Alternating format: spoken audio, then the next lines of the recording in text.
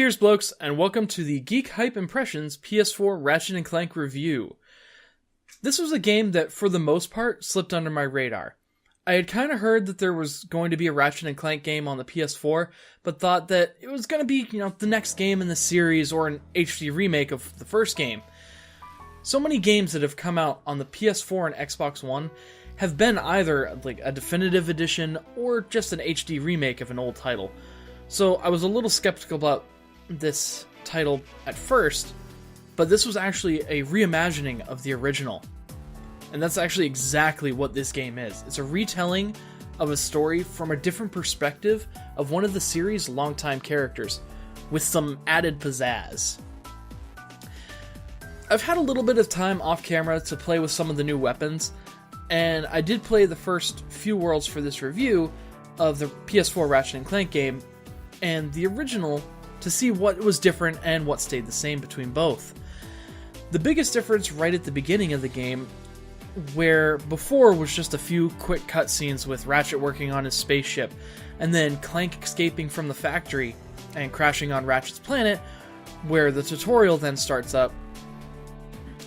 In the reimagining, Ratchet enters into a Galactic Ranger obstacle course to prove he has what it takes to be a hero, where you then switch over to actually play as Clank, which was never part of the original game, and was super awesome that they added it in. Like, it adds so much more to it.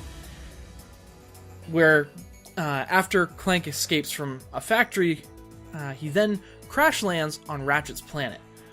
The plot so far seems like it will follow, or will tell the story even better from the original. And at some point, Insomniac said that they'd love to make a game where it feels like you're playing a character in a movie. And this definitely feels like that. The cutscenes and actual gameplay graphics are almost exactly the same for an almost seamless transition.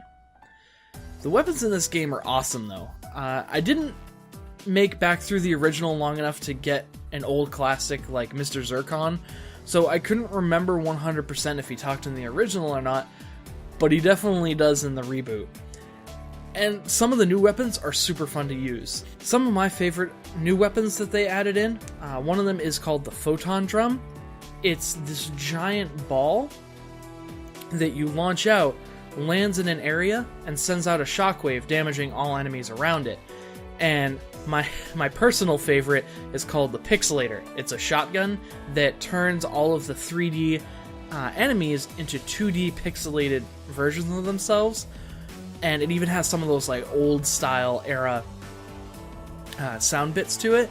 So it kind of has that retro arcade feel. It's really, really cool. Another thing that I wanted to touch on in this review is the new weapon upgrade system they use in the PS4 Ratchet and Clank game.